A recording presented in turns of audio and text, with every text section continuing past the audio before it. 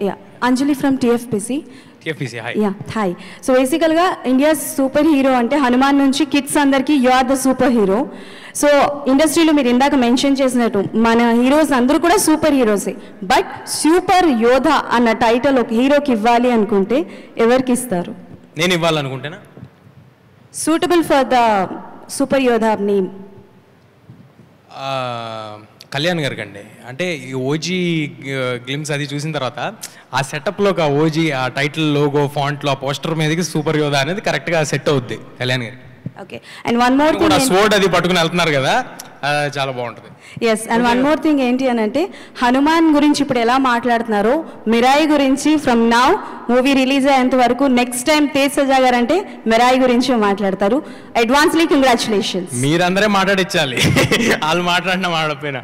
Thank you. Teja garu first of all thank you చెప్పాలి. హనుమాన్ లాంటి మంచి మూవీ ఇచ్చి చిన్నపిల్లల్లో దేవుడిలో ఒక యోధుని ఒక వీరుని చూడవచ్చు అని చిన్నపిల్లల నుంచి మా ఇంట్లో మా పిల్లలు కూడా ఇప్పుడు హనుమాన్ అంటే చాలా ఇష్టపడతారు. సూపర్ మ్యాన్ అవి కాకుండా హనుమాన్ అంటే మన హీరో అనేలా అంతలా పిల్లల్ని సినిమాకి అట్రాక్ట్ చేశారు. ఈ సినిమా కూడా పిల్లలతో అట్రాక్ట్ చేసేలా ఒక యోధుని తీసుకొచ్చి ఒక అశోక్ లాంటి తీసుకొచ్చి సినిమా చేయబోతున్నారు. సో దీనికి సంబంధించి ప్రిపరేషన్ కావచ్చు, లేదంటే అదర్ మన కొరియన్ కావచ్చు, చైనా మూవీస్ ఏమన్నా అలాంటి అడాప్ట్ చేసుకునే ఏమన్నా ప్రాక్టీస్ చేశారా? దీనికి సంబంధించి ఎలా ఉన్నాయి? ఏం లేదు సార్, ఇది చాలా రూటెడ్గా మన తెలుగు కదా, మన తెలుగు కుర్రాడు మన హైదరాబాద్ బస్తీలో పెరిగేవాడి స్పేస్లో తీయటం జరుగుతుంది. ఎందుకంటే మనం ఎంత ఇంటర్నేషనల్ ఫిల్మ్ తీద్దాం అనుకున్నా ఫైనల్గా క్యాటర్ చేయాల్సింది మన ఆడియన్స్కి. సో మన ఆడియన్స్కి చేస్తున్నాం అన్నప్పుడు వేరే ఎక్కడి నుంచో ఇన్స్పిరేషన్ తీసుకుని ఏం చేయట్లేదండి.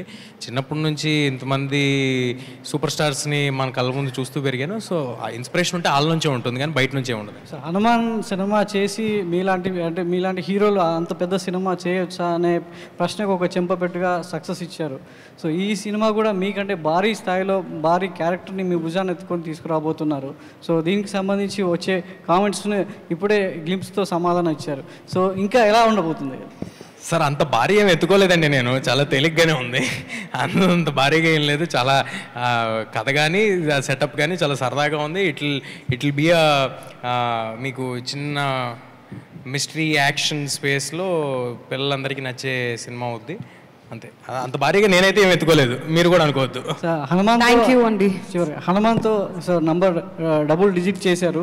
పీపుల్స్ మీడియా కూడా ఆ డబుల్ డిజిట్ కోసం ఎప్పటి నుంచో ఎదురు చూస్తుంది. ధమాకాతో 100 కోట్లు కొట్టినా ఆ తర్వాత దగ్గరికి వెళ్ళే ప్రయత్నం చేస్తున్నారు. కానీ మీరు ఆ పీపుల్స్ మీడియాకి ఆ ట్రిపుల్ డిజిట్ ఇచ్చే అవకాశం ఏమైనా ఉందా? సార్ ఏంటి సార్ మీరు, ఆయన దగ్గర రాజాసాబ్ ఉంది సార్. ఉంది, దానికంటే ముందే కదా. చచ్చా అలా అదే అలాంటి కోరికలు రాజాసాబ్ ఇక్కడ great sir. Number is not priority. అసలు ఇంత చేస్తుంది అంత చేస్తుంది అని అలా ఆలోచన మాకు లేదు, ఆయనకు కూడా లేదు. It is just to make a cool film.